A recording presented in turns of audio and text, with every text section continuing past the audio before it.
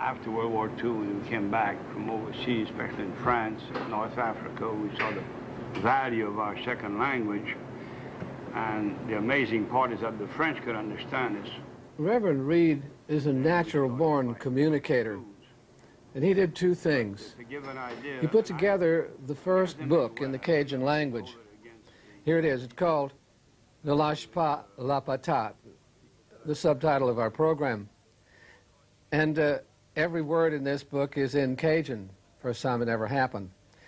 And he also started a Saturday and all Cajun language broadcast with a French band and him giving the commercials in French, Acadian, English.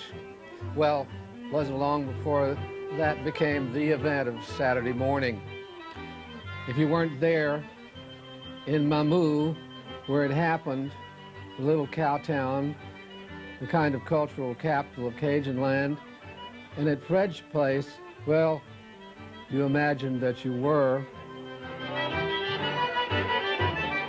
Voilà, mairie de propriétaires. Ils ont appelé nous autres à 468-5995. Revon's old, rough voice reached out over the whole of the Cajun country. Auto Parts Service, dans ta place. Et d'Amérique, ils ont savoir, connaissent que ça vient pour moyen de batterie. It's the most informal thing you've ever seen. People dancing and doing a little smooching in the corners, and Cajun feeling uniting the whole thing.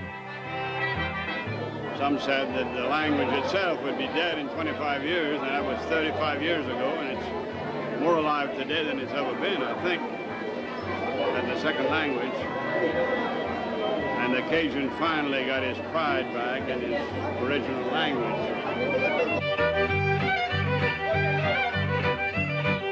Thanks to this broadcast, Cajun culture began to come back. And, you know, it's a remarkable thing that the comeback has been really based on music. Almost by accident, Ralph Rensler and I got Cajun music onto the prestigious Newport Folk Festival. And these musicians made a big hit. When the news of their success in the rich East came back to Cajun land, it really made an impression.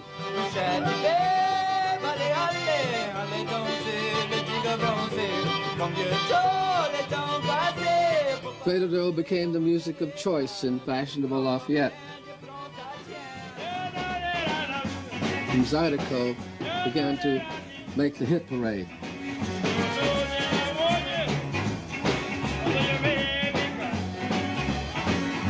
And the legislature, not wanting to be left behind, passed a law that French should be taught in the schools of every French-speaking district in Louisiana.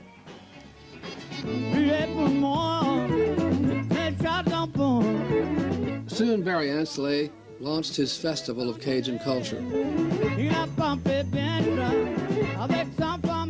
And French-speaking Cajun culture was off to a new start. Things like Cajun music and the festivals that have become so popular now among young people have turned Cajun French from something that was only in the chanky-chank and dance halls to something that everybody wants to be involved in. I teach a night course for adults, and there's a waiting list of people who want to be with the in crowd, because the in crowd can walk up to you and say things like, "Hey, bon quoi ça dit?" There were Cajun restaurants and Cajun stores. Even the football team got to be called the Ragin' Cajuns.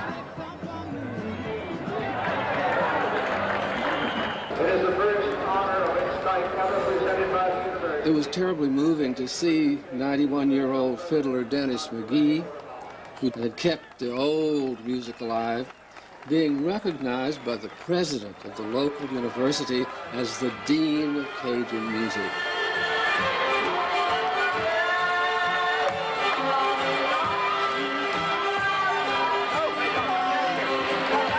Nothing like this has ever occurred anywhere else in the country, but it ought to.